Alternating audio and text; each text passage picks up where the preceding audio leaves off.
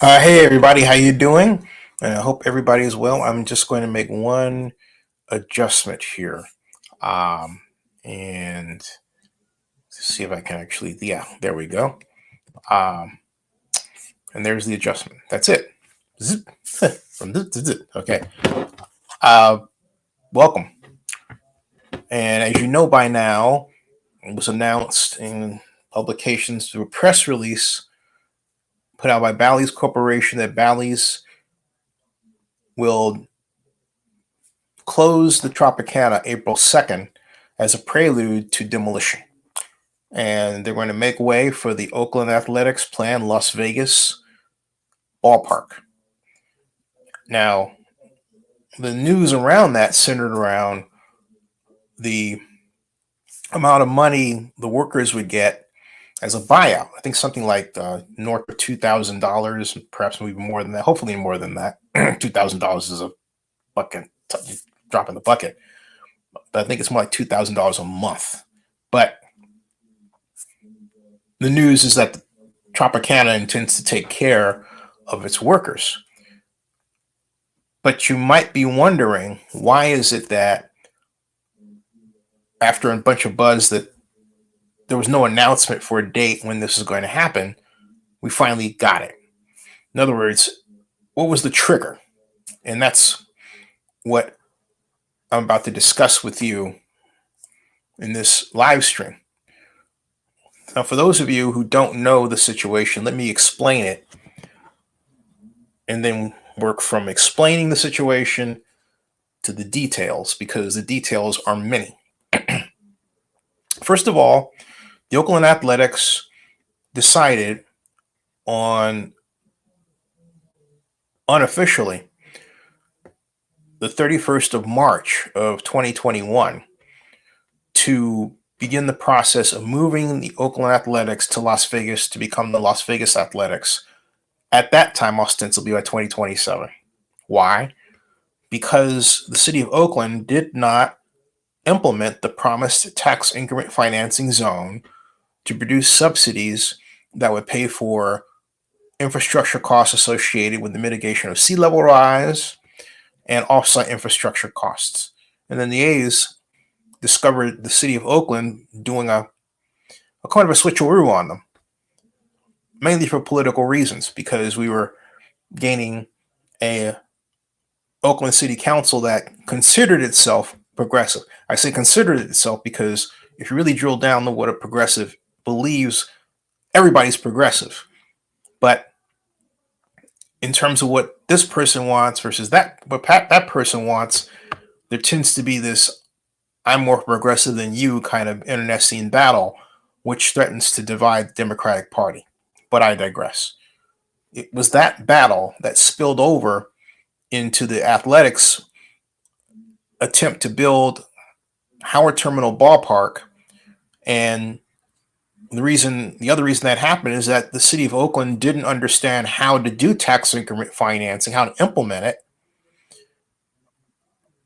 and so wasted a great deal of time in shining the A's on before slowly but consistently replacing what was to be paid for with tax increment financing by what they wanted the A's to pay for, like, for example, affordable housing. In fact, there was even a disagreement wherein the Athletics were willing to pay the gap subsidy between what it would cost to build affordable housing on a particular lot or lots within the 55 acres, and would to basically lower that cost so that the rents could be lowered so that X number of units were affordable.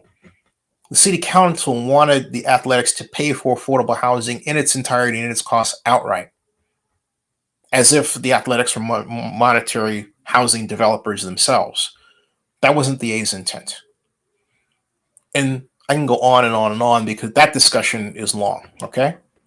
But eventually, the Athletics settled on making a number of offers around Las Vegas and a number of different land parcels. Most notably, they discussed with Phil Ruffin building at the Las Vegas Festival Grounds November of 2021, and made it publicly known that's what they were going to do. Later that year, Rob Manfred, the commissioner of Major League Baseball, announced that they were done with Oakland. That was going into 2022. And he said they would basically keep an eye on Oakland, an eye on the situation. But they're really keeping an eye on the situation at that point to see what the outcome of the election was going to be.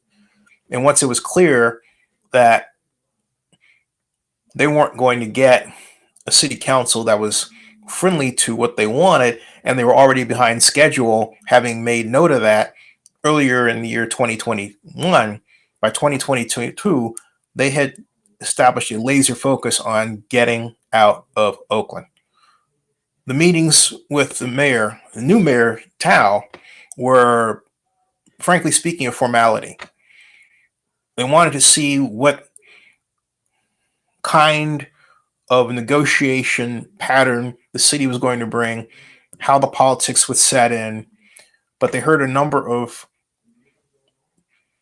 approaches they were simply not comfortable with that added up to being extortionately political.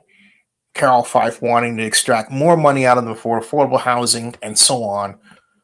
And as Dave Kaval told me, that's actually the very next year, they had wasted 4 years talking about who pays for the community cost. And as opposed to having resolved that number back in 2019, and ideally by 2021, the number that was to be paid was never resolved. And you started putting together that number with the sea level rise costs and the other infrastructure improvements needed for streets and roads and offsite infrastructure improvements. You're actually looking at a need for a subsidy just north of $700 million. That's the need for the subsidy. The A's weren't asking for that, but what was being piled onto the project called for that. The council was demanding it. But rather than use tax increment financing to pay for it, they hired Century Urban, who did an incorrect calculation, which really severely lowballed what could be gained by tax increment financing. There was no counter to that estimate of $400 million. And they didn't focus on implementing it, they being the city of Oakland. So that was the linchpin reason why the Athletics were basically of the attitude that we can't get anything done here. These arguments are not ending, we're not advancing, and it looks like we're not going to get a ballpark until 2027 here. We think we can do better in Las Vegas. Interestingly, it wound up with a 2028 mark. All right. So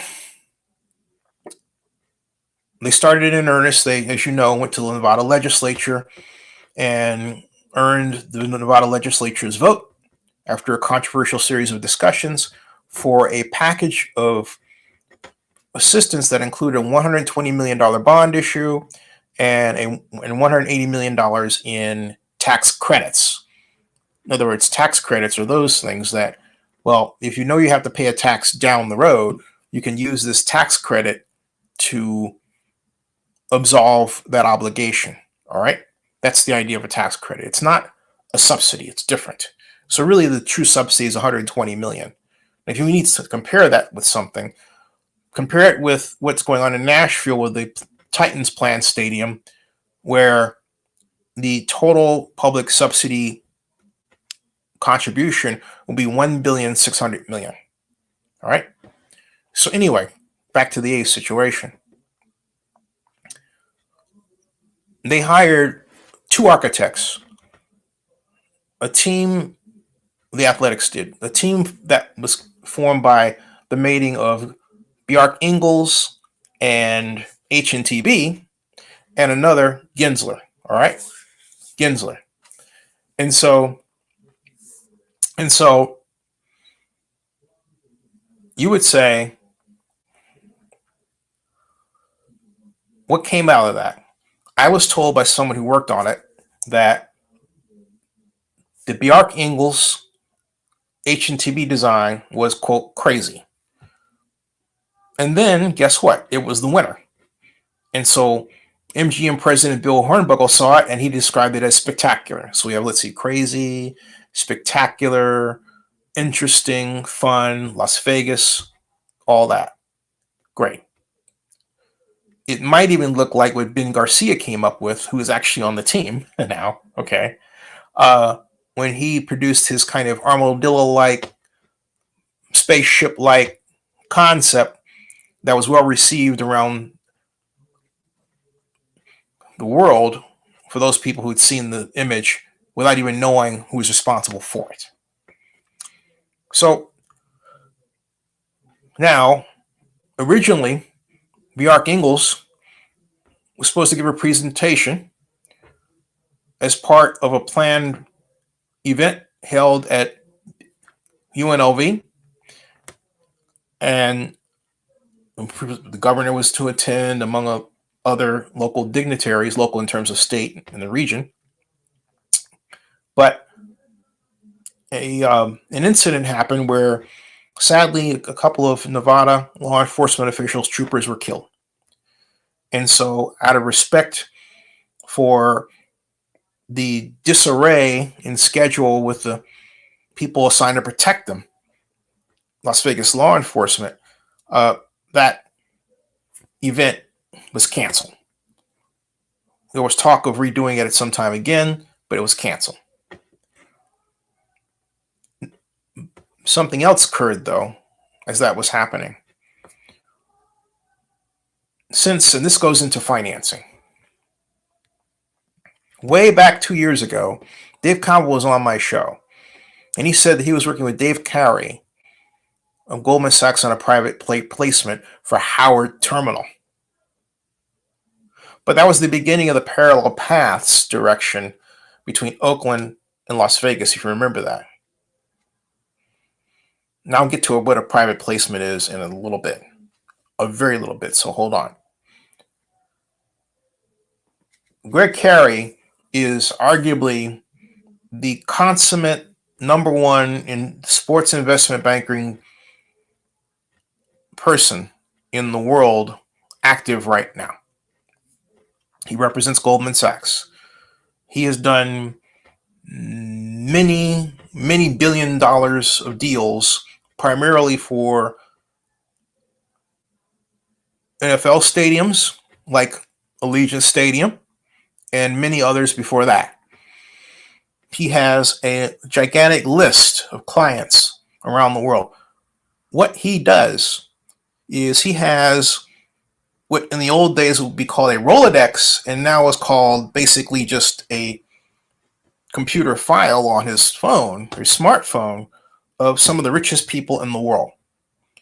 And what's happening now is that they're looking for, because they're washing cash, many of the people, some of them are oil financiers, oil executives and engineers. Others are, of course, high tech executives. Some are tech workers, tech entrepreneurs, natural resource people involved in natural resources, oil, drilling, gas. You get the idea.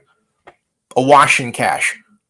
Some of them are cryptocurrency entrepreneurs who are fortunate enough to build their wealth on the promise of scale provided by the internet. But regardless of the individual story, they are in abundance throughout the world today. They're looking for places to put their money. So since 2017, Goldman Sachs in particular has been looking for a way to get from the black box look of stadium financing to something that is more public and discernible and therefore trustworthy. And so to that end, they created a new division last year that involves that has the involvement of two people in it, and one of them is, of course, the aforementioned Mr. Carey, and the other is a gentleman by the name of Dave Dean. And these gentlemen have formed this new division of Goldman Sachs sports and investments, and have lined up a number of target projects for their super wealthy clients to invest in. Because the bottom line is, you have people around the world with this kind of money, and they're looking for a place to put it that promises a robust return. And of all things, one of those that happens to be emerging to provide that is sports. Now, when I say that, I don't mean just the facilities. I mean also esports.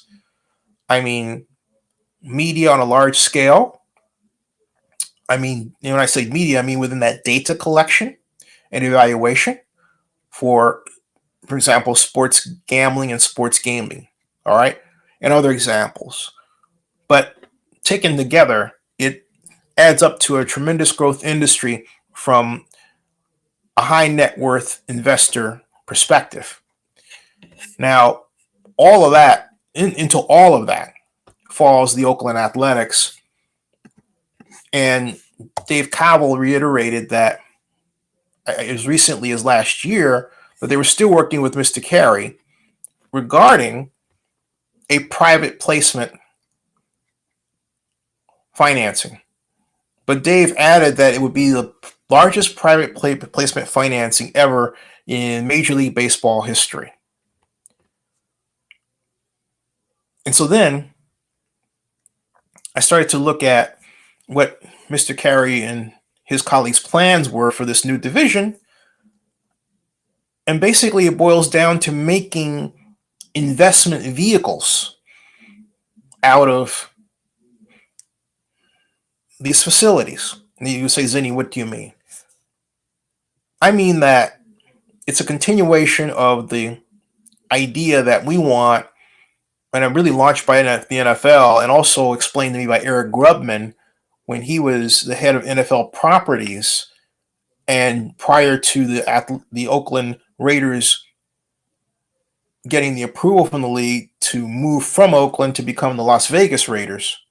And in 2016, I approached Eric at the Houston NFL meeting, and I asked him, I said, why is it that Lamar Davis is being allowed to pursue a private ownership in Oakland, but in Las Vegas, the stadium they're proposing will be owned by this public Clark County created company, a public company, which didn't have a name at that point. He said, Zennie, what's the difference between the government owning the stadium and a private organization owning it, or the team, if the team collects all of the revenue in either case? Think about it. So what does all of the revenue mean? It means that it's not shared with any other tenant, which is what the Athletics have been in for all of their lives to this point.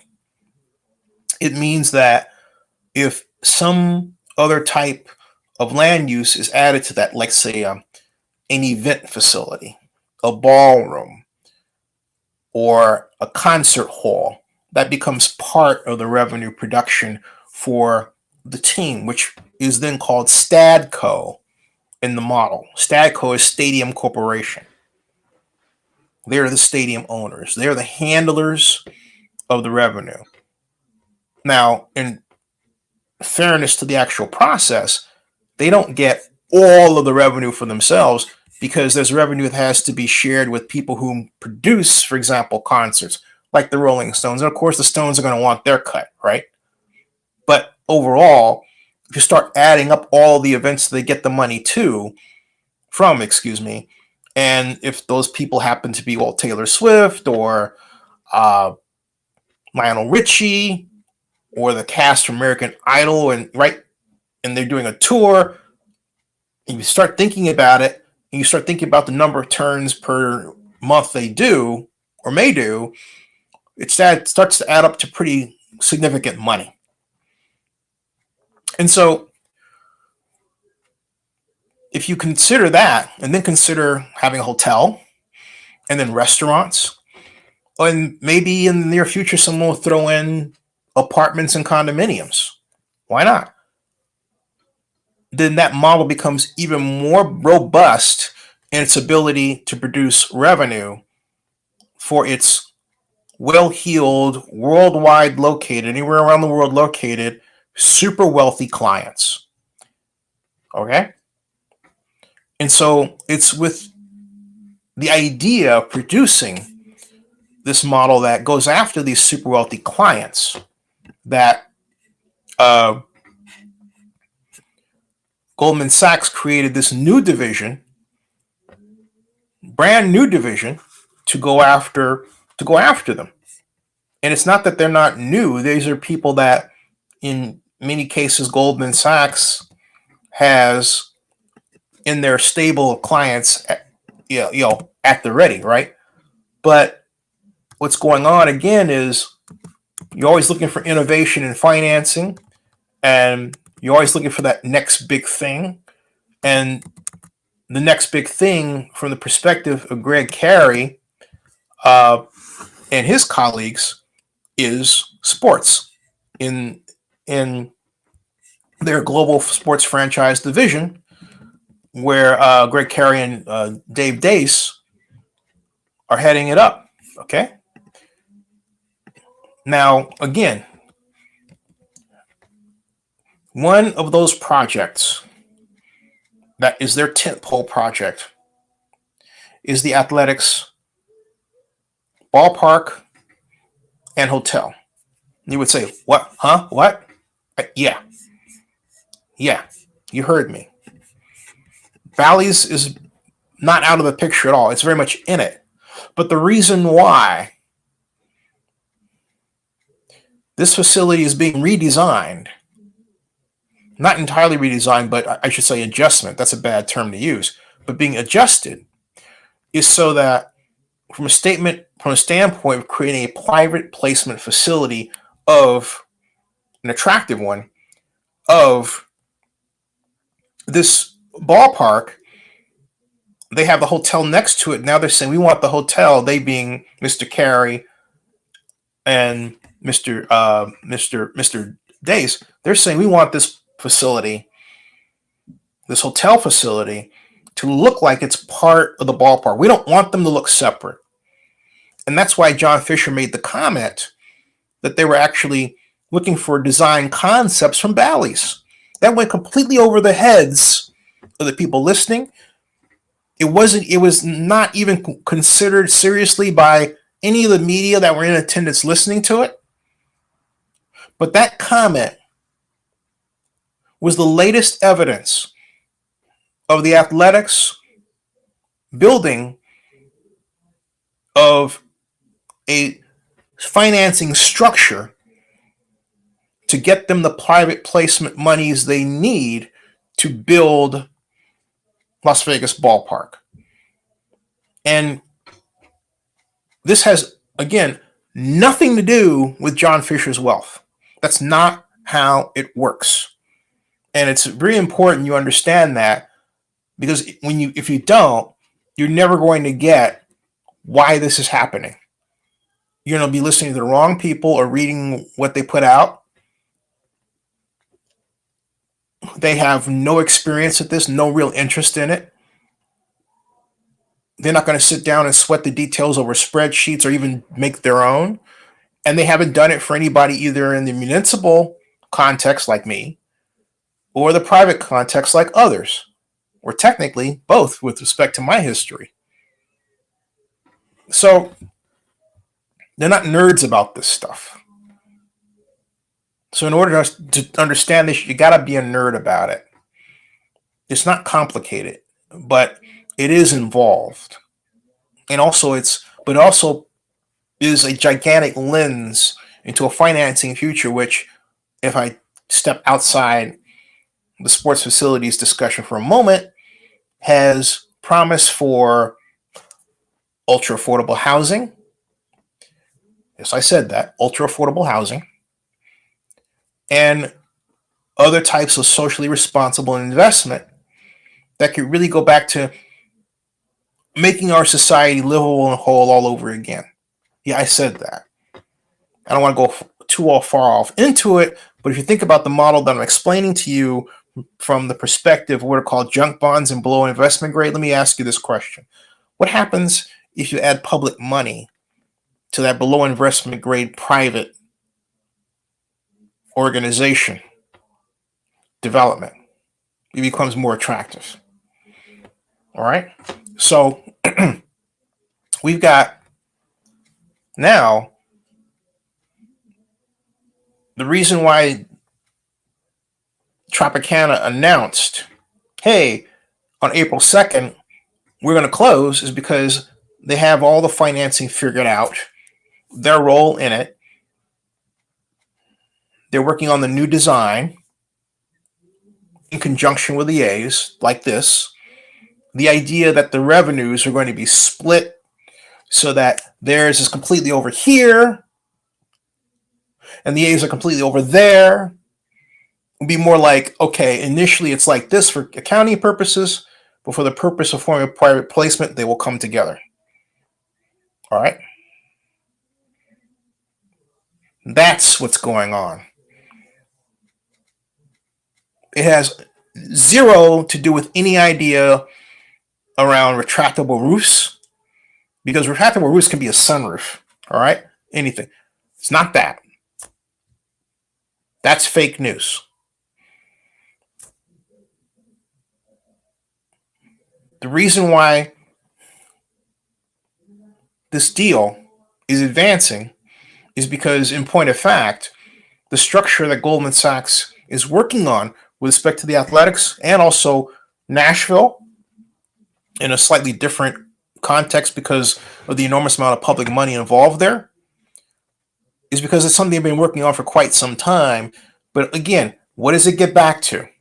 The fact that you have a lot of ultra high net worth individuals around the world looking for great investment opportunities.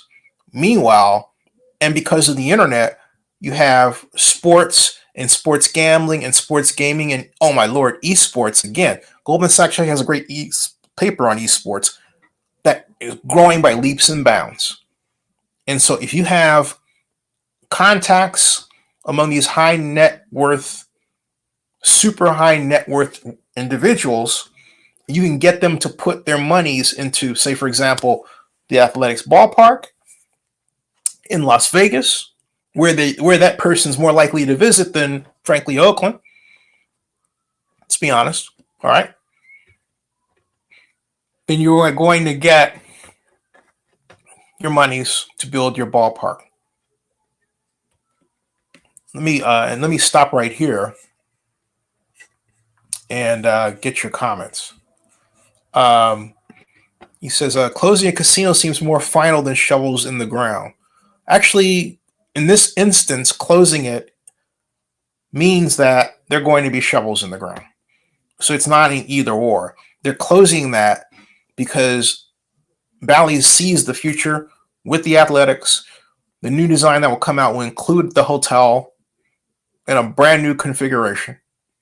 And it will communicate that this is one made-it project for a purpose of private placement financing. It should be possible to get a new stadium built in Vegas by fall of 2027, which is a little over 3 years by fall 2028. Artie Moss says, it will be possible to build a stadium in time. Look how quickly Las Vegas finished getting ready for F1. Anthony says, what do you think of the schools over stadiums trying to stop the A's? I've said it before, I'll say it again. Their understanding, and this gets back to the fake news that's going around. The people that are involved in this have never been involved in stadium financing at all. They have never even had to look at a spreadsheet to evaluate it for anybody else, let alone develop their own. They also are afraid to ask questions and would rather put out ideas that advance their desire to not have something done. In the case of schools over stadiums, their problem is simple. They don't understand that when you are floating a bond issue and you're attaching a set of revenue takes from it that say, if I step onto this property and I go to X store, Y store, I'm paying into the bond issue.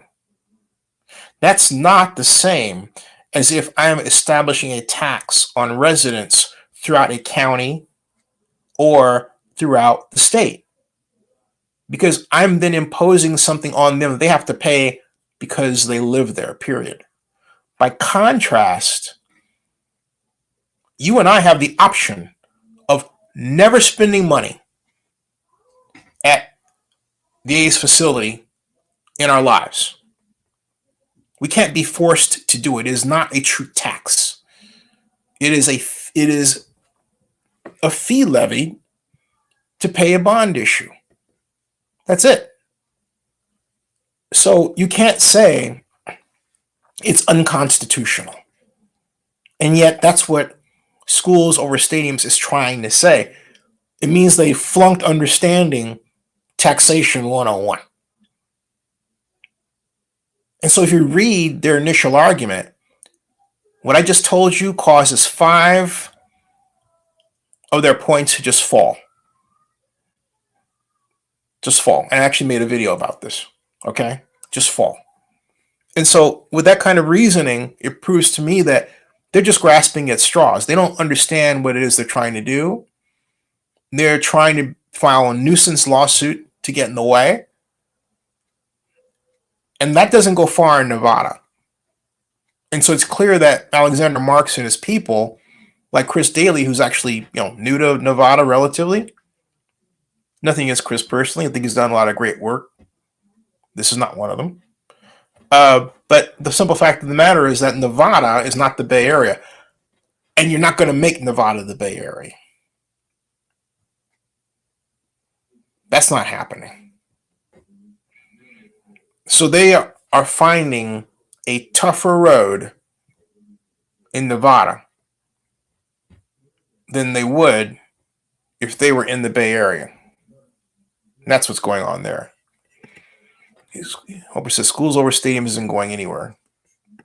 Moss says schools over stadiums is a scam. He says they keep taking donations to heartbroken Oakland fans. They were laughed out of court. True. Anthony, that's a non-story. DOA.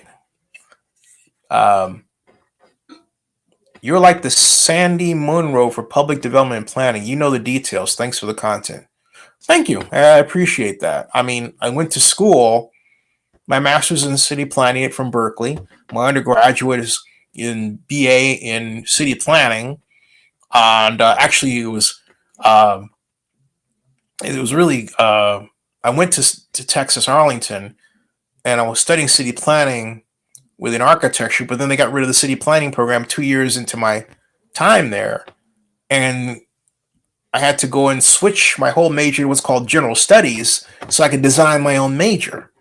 It was a heartbreaker. I was trying to transfer out of Texas, Arlington. I was looking at Northwestern, but Northwestern was like, ugh. Okay, my mom was like, are you kidding me?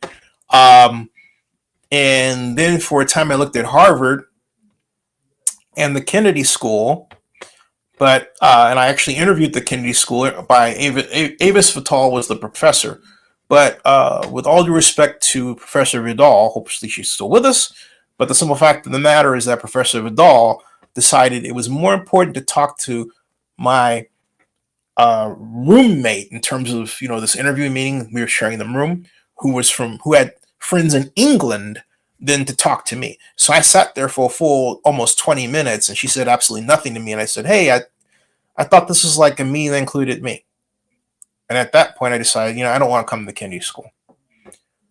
I love Berkeley much better. And besides, we created the atomic bomb, as you probably know by now. At any rate, I've always loved fashioning public financing devices to help cities. But I didn't go into investment banking at the time because it never occurred to me to do that. Right? I thought investment banking was like Wall Street, private. There's a lot I didn't know then. I was young, but I was willing to learn. Anyway, Vegas Mark says R.D. Moss, the F1 pit facility was all private and cost $500 million. The New A's ballpark is $1.3 billion public-private, big business difference. Except that that private part is only $120 million. So I want to say that is not that big a difference. That $120 million is a drop in the bucket compared to the average spend of governments for sports facilities around the United States. Let's see, there's new comments here. And let me see if I can get, I got a lot more here. Sorry. Let's see here. Wow. Okay, got that one. Got that one. Got that one. And, oops, excuse me. I didn't mean to do that. Has the recent court ruling on OBIT impact Howard Terminal in any way? No, at all. Now, what he's getting at is the Oakland Bulk and Oversized Terminal won its case with the city of Oakland, was basically found guilty of violating contract leases with the organization known as Oakland Bulk and Oversized Terminal. Now, while the lawyers for the Oakland Bulk and Oversized Terminal claimed that they were owed $146 million in lost profits or somewhere in there, Judge Weiss said, okay, we'll get $300,000. But when the developer sues for attorney fees, the developer will win. That'll be about, and it should be about between 14 and 22 million, something like that. The city of Oakland did not do my friend Phil Tagami right from the start. And the city of Oakland has been abusive toward Phil for the most part in his history, going all the way back, I would say, to 1996. As I can chronicle it, when I got to know Phil in 1991, and he had this idea to do the rotunda in 1993, and we had hired a number of different developers, all of who did nothing. Phil was his first crack at development, and he hit it out of the park.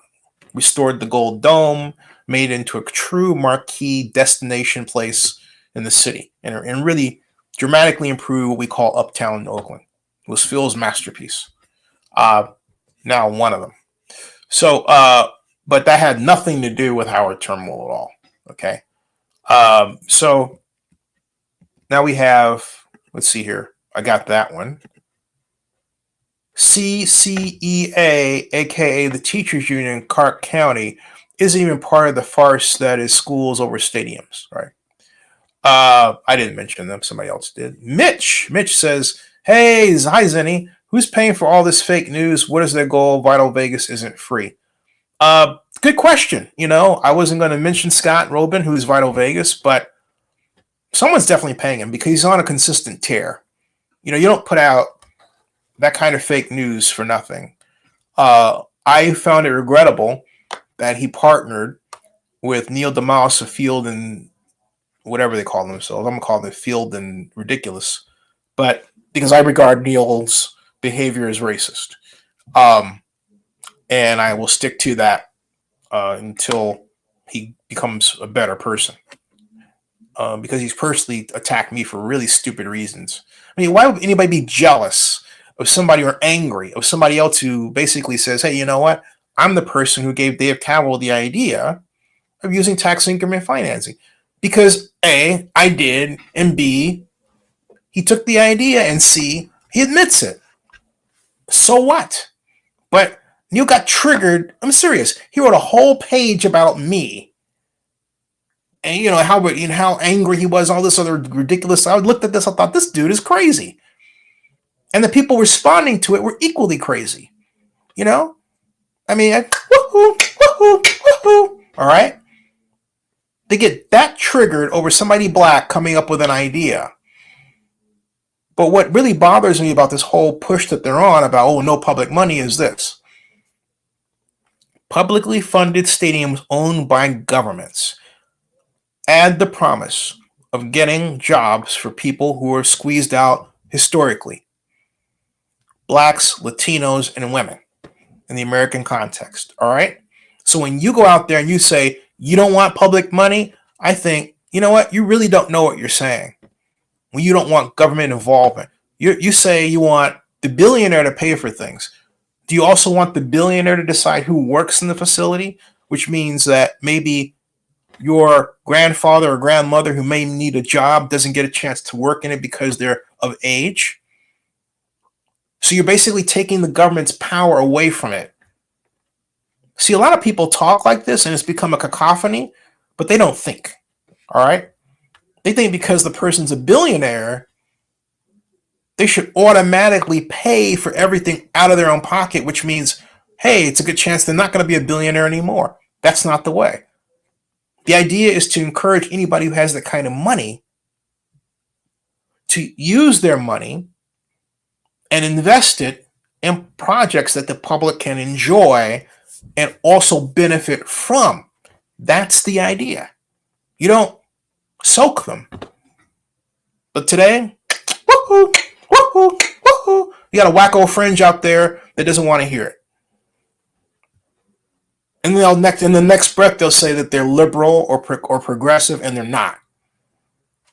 Okay, because you're truly liberal or progressive. You understand dollar flows, and you understand that the best way to produce wealth is through a society that has a mix of capitalism and socialism, like that. Okay, you've got to understand how to engineer that device to make them work hand in hand to produce a society where people are enjoying places that are safe to walk through, jobs that are offer gainful employment, the ability to start their own companies and make some money from them and get work, and have excellent health care and an affordable roof over their heads. Now, what's wrong with all that? Now, who would be stupid enough to lobby against that? Show me. Okay? Show me. All right? All about Dodger. Yes. All right? But as far as who's paying for it, I don't know. Is he getting paid for it? I think so. I do. But look, a number of the people that are doing this are getting paid for it. Ken Rosenthal wrote something. Ken gets paid by The Athletic. All right? He's getting paid. All the people, the majority of them that have been doing this like that and putting out the fake news get paid by somebody else. They don't own their own media companies. All right? Okay? Says, y'all go Dodger. I don't know about the Dodgers. I don't know what you guys mean. Oakland fans funding all the fake news. I don't think it's all them. I think part of it would not, it's not out of the realm to blame Oakland Mayor Shang Tao for at least some of that coin. Why? Because Michael Colbruno's been involved in this, my friend, who doesn't do anything for free. He's been all over this fake news tossing through social media for some time now. It's not hard to see that Michael is a client of the city of Oakland. Not hard at all. And it through his company, Milo. Okay? Not for free. Schools Over Stadium speaks by Bay Irish or not Nevadian, hence the failure in court. There's some truth to that. Who do you think will win the Super Bowl if you're planning on watching it?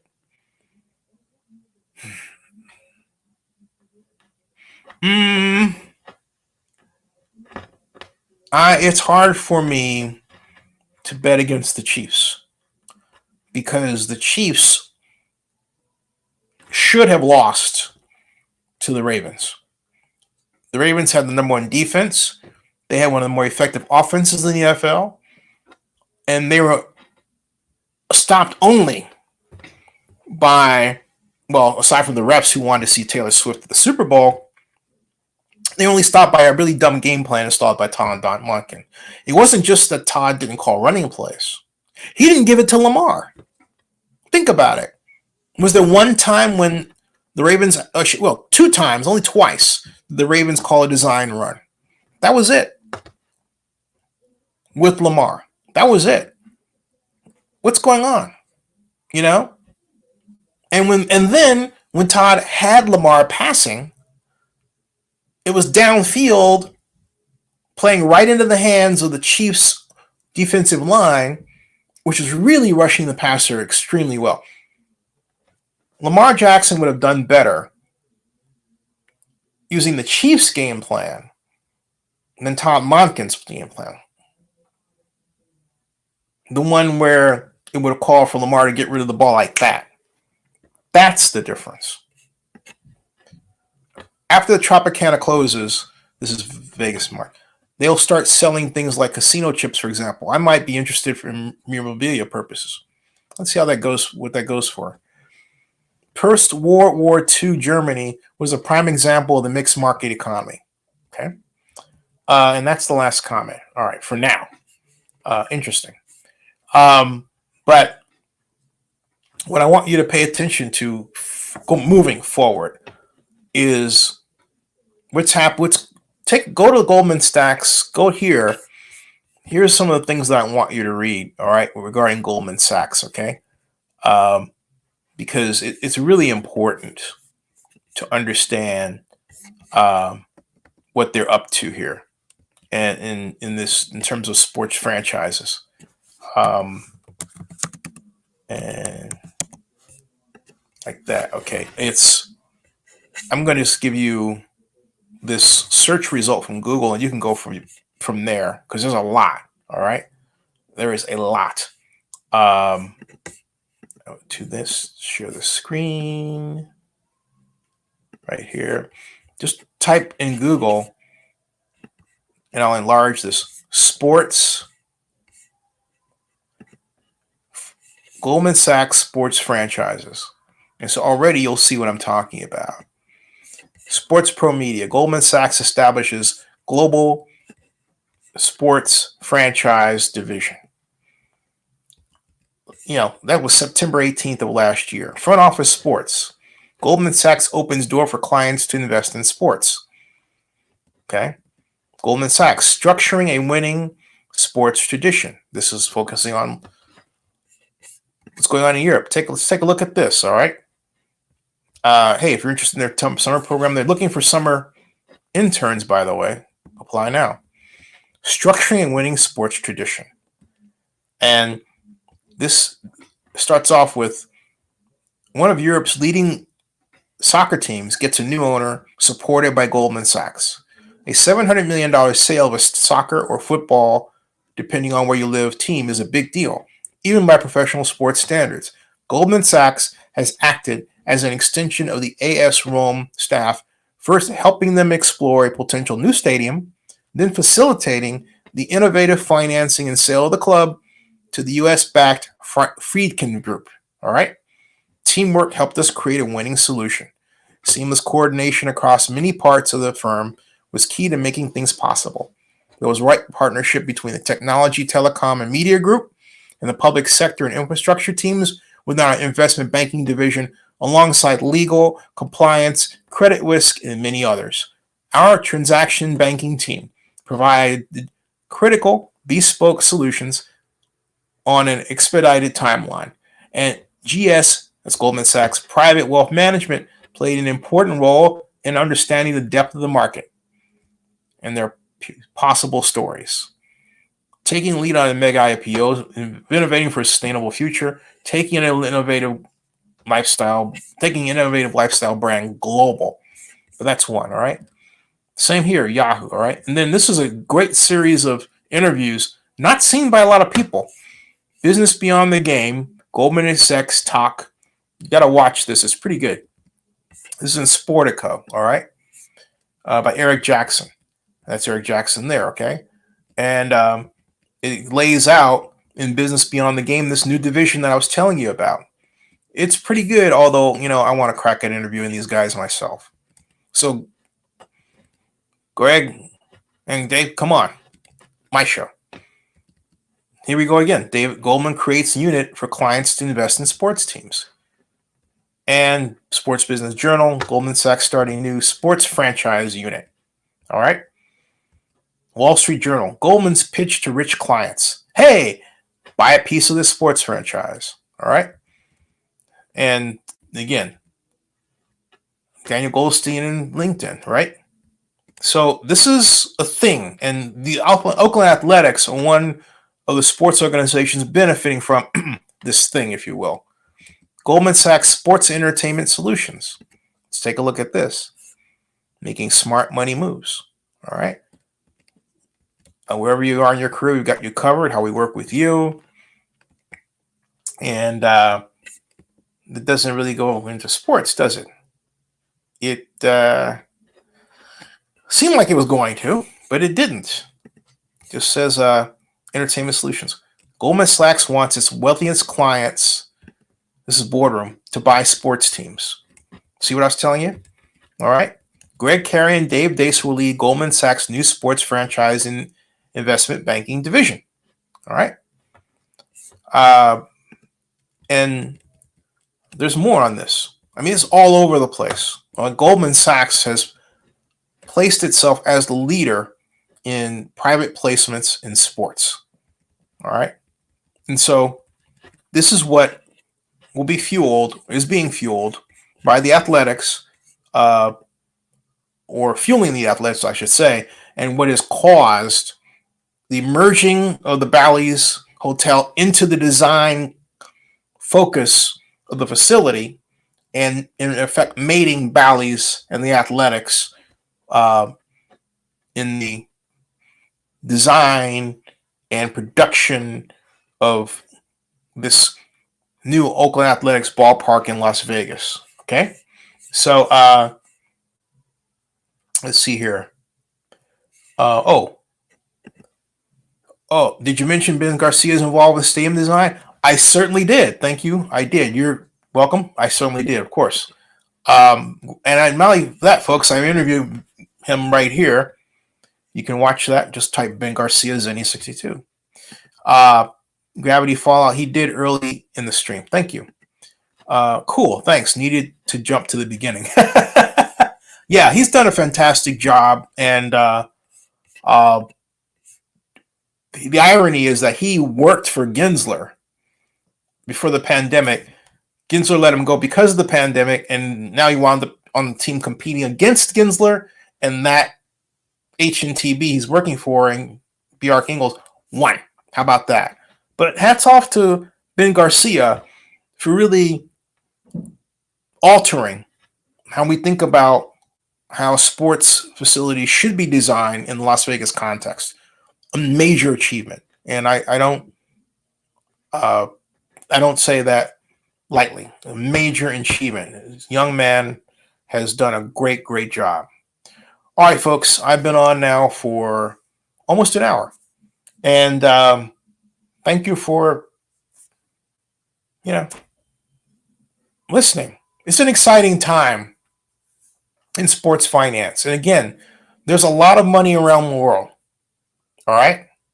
I need some part of it. But at any rate, but there really is.